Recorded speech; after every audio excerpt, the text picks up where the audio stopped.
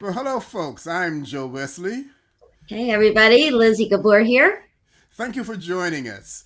And for those who've come back again and again, we do appreciate that. You've learned that if you get on early, you'll get some tidbits. Actually, as I'm thinking about this, it makes no sense because in the replay, you still get to hear it. So whether you're on early or not, duh, that's the way it goes. For new members seeing us for the first time, thank you also for joining us. A little bit of commercial break here. You can observe us through three platforms: YouTube, LinkedIn, and Facebook. And I'm reminding you, please, that if you do it through YouTube, if you want to leave a commentary, you have to sign in either through your Google account or your YouTube account. For those of us who are seeing us for the first time, our purpose is to help me with my confusion. I'm a left brain kind of guy. I'm proud about it. I think I'm very functional with it. And I say Lizzy, and I'm not giving her fair categorization, is a right brain persona, touchy feely, get in touch with your emotions. And I'm not being critical of it, but it doesn't relate to me. And she talks about mindfulness. I don't know what that means. So, and I like to understand things as best I can. I'm a problem solver. Put the pieces together, make the puzzle a picture.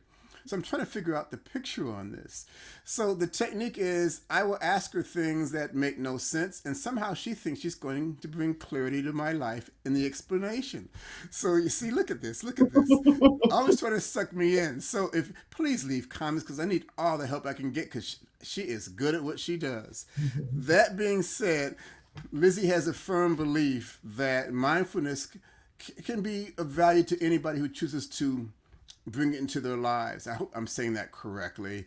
Mhm. And I'm saying I won't say it's snake oil, the concept, but I'm saying that is it really true? It can be for all people, all things. So let me think of an example that I don't see how it's going to work. So let's say somebody's a binge eater and that's been their life. Can mindfulness be some things of that nature? Are there people who may not be available to you of value or not? I don't even know how to ask the question correctly, but that's where I am on this. Mhm. Uh, so mindfulness alone, I mean, it can definitely help with any behavior because once you become, because a lot of these things that we do we're doing on autopilot. It's like our body, if we keep been doing it for years, it's kind of like we've trained our body to go to the refrigerator and start eating without our mind, without being present, thinking about whether that's going to be good for us or not. So it Right. doesn't matter what the issue is, whether it's about money or about love or about health or about a behavior, anything that you want to change. Um, Mindfulness can definitely help becoming present so that you're becoming aware of what you're doing, but Mm-hmm. going beyond that, which is how I kind of started, as you know, with meditation really changing my life. But Right. then the next thing that I learned about really developing like new neurological like webbing in your brain, you Mm-hmm. know, to create a new desired reality is kind of like the next level of if you want to really create long lasting transformation. Mm-hmm. You need to you got to do that mental workouts, or I call Mm-hmm. them like mental push-ups, just like you have to do physical ones. So it's not like you can just think, I'm not a binge eater once, and Mm-hmm. then you're automatically poof, you're there. It's Okay. about literally, retraining your brain to believe. And at first it might feel like if you say, I eat only when I'm hungry and I only for my fuel my body and to nourish Mm-hmm. nourish my body. Right. uh it's not going to work one time. You have to really be committed to, even before you believe it, to be affirming that and saying it as a mantra. I know people like roll their eyes when they hear the mantra thing and the positive psychology and the positive thinking and auto suggestion stuff, but I know for a fact that it works. Right. The people who start to roll their eyes, it just to be aware that that's like a sneaky killer of your growth and your change. If All right. so um it's not a quick fix. It's just it's like a deep process of committing to I, it, and that's what I kind of take people through. mm-hmm. Really brain training, I Okay. call Right. Now, see, I'm still hearing a catch-22 that people have to be committed to want to do it. Intellectually, I get that concept. But then the question is, do people have to pre-qualify themselves to come in your direction for your assistance? I'm still thinking of somebody who's dragged in by family members. Now, if they don't want it, they don't want it. I get that, and that's true for anything, even if it's treating a drug habit, I guess, or any addiction, perhaps. And that's what binge eating is, as I think about it. it. Yeah. So if you're not committed, it ain't gonna work no matter what. But if somebody who comes to you, let's assume voluntarily, Mm-hmm. and of their own volition, that's the same Mm-hmm. concept, but they're not yet sure. You've, I think, actually, folks, I have to admit in public, I have yielded or conceded some points to her that when I first heard Lizzy present, it seemed like all you have to do is decide you want to do it and it happens, like turning a light switch on. But Lizzy was very clear a few moments ago to say that's not the case. It's a more methodical approach to the challenge.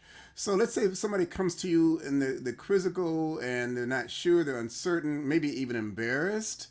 So are there little baby steps you help walk these people through to give them a clearer path of potential?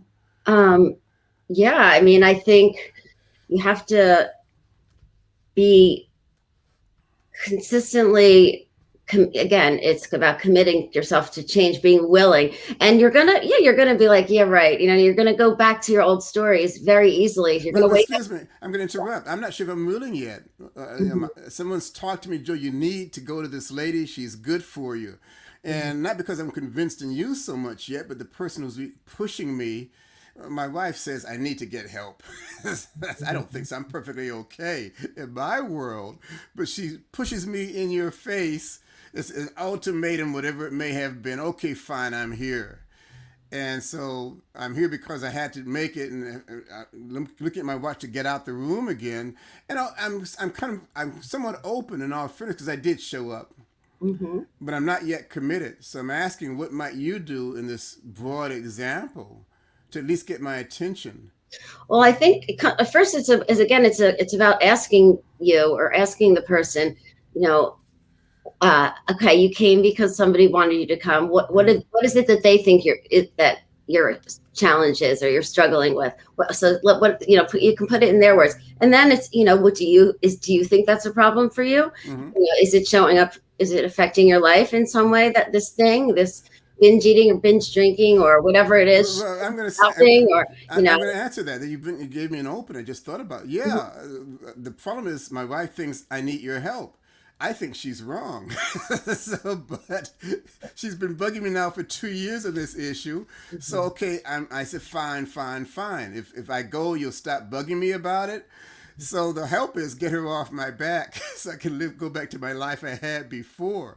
And that Mhm. may not be quite, so I could be a binge eater perhaps, and I'm 85 pounds or 200 pounds overweight perhaps. Not that weight itself is an issue, but it's a health issue that my wife is concerned about. So I can intellectually understand that, but I love eating. Mhm. So what would be the next thing you might ask me in this clinical setting? Really, I mean, I would get very direct and say, well, so is your love of eating more important than you staying around for the next 20 years to see your grandchildren, um, born? Mm-hmm. So what's the cost to you, and are you willing to pay that price? Mm-hmm. And you know, and if you are, okay, fine, Mm-hmm. have a great time. Right. I respect people's choices, Mm-hmm. but if, but if it really is, you're just kind of saying that you're okay with it, and you're really not. I think that's really it's peeling that back and asking questions about you know again what really that you're slowly or even quickly killing yourself. Say if your cholesterol is this level and you're pre-diabetes or whatever the case may be, if your health is being challenged, and that's why, not only about your physical appearance but about what's going on internally. um are you aware of that? It's really becoming aware of what you're doing to yourself, and then you have free will. Everybody has free will, and I not only when you want to make a change, you gotta play, you gotta get in the game, and you gotta get honest, and so. So it sounds like it's a combination of an interview process and also informational process. That as you're gathering information, you're sharing information, food for thought, for a dialogue back and forth. Am I hearing that correctly? And really shining the light on the blind spots for people that they just choose, they don't want to see, or they just are in denial about, or they have real long, deep-seated limiting beliefs about, okay, everyone in my family's heavy, so that's just the way it is. And again, if you want to make a change, you gotta rewrite those stories. Okay, now, so what I'm hearing then, to put this in perspective, and I really want your opinion on this. So if I want my wife to look at me as though I'm a godlike figure in her life, I should send her to you to get better clarity and insight of my value to her. Is that the kind of stuff you do? No. No. No. You need to become the godlike figure. Oh, don't shift the gear here. No. It's back to, I got to do something again. See, folks, that's where I get lost. I think it sounds like it's a lot easier than what it is, but it sounds like it's commitment and work on both parties. Yes, is that? Yeah, it is. It is definitely commitment and work, and it's getting really kind of dirty and ugly sometimes into what you've been kind of programmed into you to believe about, say, money, or about, again, your health, or what you think is your destiny is because you're born into this family or this family. So it's really sometimes getting deep into that and questioning it. Is that really true? And if it's not, let's work on, when we wake up at 2 a.m. and that thought comes, you're like, you can start to play, almost start to play a game with it. Like, here you are again, but I'm not, I've got you, I'm keen to you. I know what you're trying to do. You're trying to sabotage me.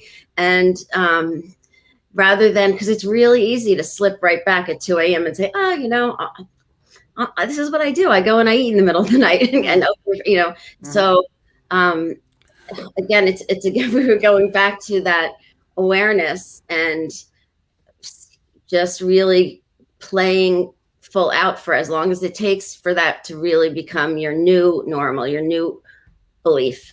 Now, I hear that, but your new identity, really. Interesting point, and you said something earlier to my question. My wife's not seeing me in a godlike aura, that maybe I need the help. So some people might say, well, why is it all about me? Why is it always my burden to be different? Do you ever do like a group thing for the two parties involved, or something that's limited to two, that not just the person walking in the office or your business, place of business, but maybe the other person's a part of it too? Because I'm hearing that if there's an issue, it's like it's 100% my burden to reset my thermostat to deal with the stuff in hand. But is that being fair to me? You're crying of the moment. Does that make sense, the question? I think but it's also, if it is that there are people in your life that are going to sabotage you, say, and want to say, come on, let's go out for that drink or whatever, it is up to you to surround yourself with people who are going to support you. So you may need to bring them in and say, listen, this is what I want to do. Are you going to support me?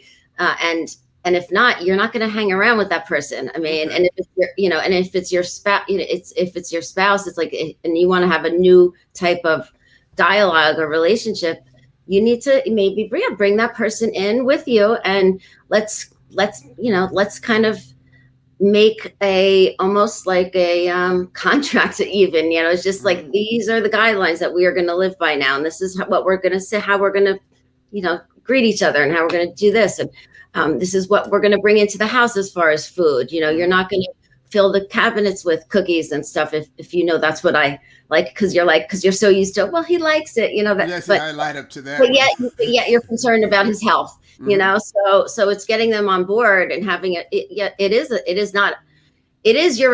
ultimately we're 100% responsible for our life and our results. But but you are also responsible in gathering the people around you that are going to help you, so whether it's getting a nutritionist also, or a trainer, so or a walking buddy or something, if it's about getting into shape. So it's not that none of us are here to do anything really alone, but it's about bringing in the right people that are going to help you. It's reading those books that are going to support the goal that you're looking for. And it's interesting that staying connected to what it is that you want. Staying connected to that North Star, or that desire.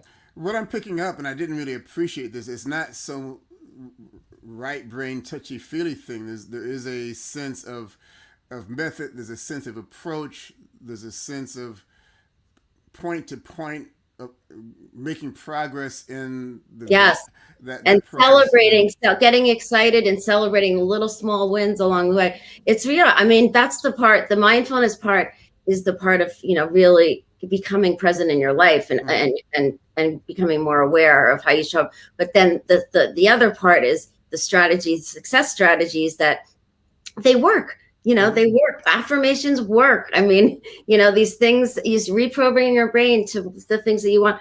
There's so much results that have shown that these things work, and they've worked for me, and they've worked for my clients. So it's a proven system of how to create success in whatever area it is. Well, with your proven system, I have to admit, maybe I begin to see some glimmer of value in what you're saying. So we'll see how that works. Thank you again to keep ourselves honest. We've gone through our 15 minutes already. Same time next week, same people, different subject. Share your subject that we've yet not to talk about, if that sentence makes sense. But thank you for being a part of our group this morning. Have a wonderful weekend, ladies and gents. So long, folks.